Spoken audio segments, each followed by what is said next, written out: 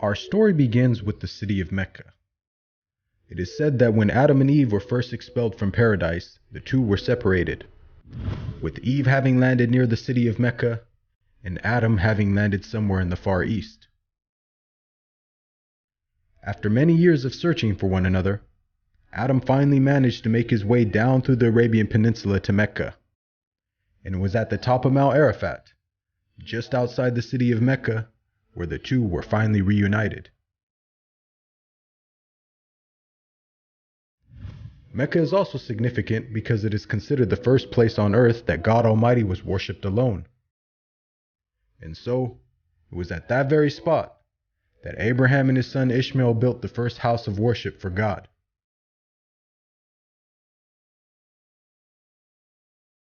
In honor of this, God Almighty had built in the heavens a similar structure for the angels.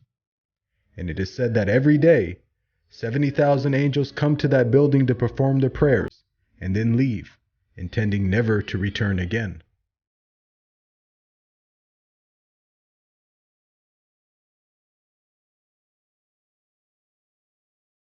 When Abraham and Ishmael had finished building the sacred house, there was still one brick that had to be put in its place.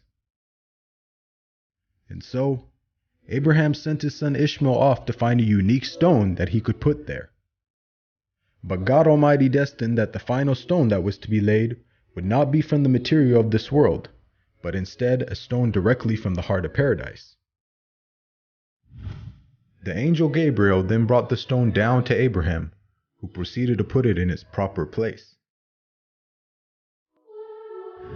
It is said that when the stone first came down, it was a pure white color. But due to the impurities of this world and the sinfulness of man, the stone slowly began to fade and eventually turned black. As time passed, the city began to develop, with the people of Mecca remaining upon pure monotheism, worshiping one God alone.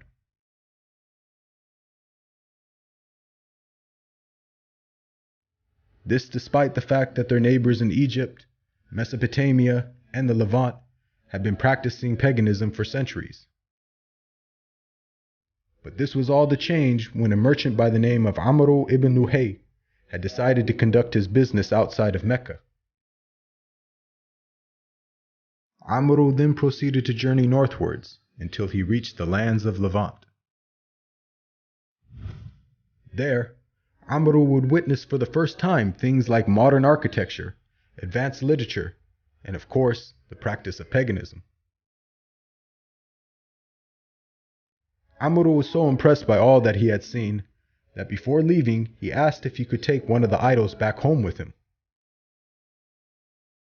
The people agreed, and so Amr took the idol and placed it along with the other goods and merchandise in his caravan.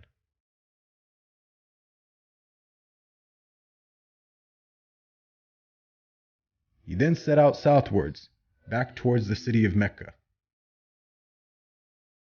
When Amr arrived back home, he immediately took the idol and placed it right in front of the sacred house. He then proceeded to tell the people that this was now going to be the god that they worship. Sadly, this concept faced little, if no resistance. And as time passed, the people began to worship more and more different idols, until it is said by the end of the 6th century, there were over 360 different idols surrounding the sacred house in Mecca.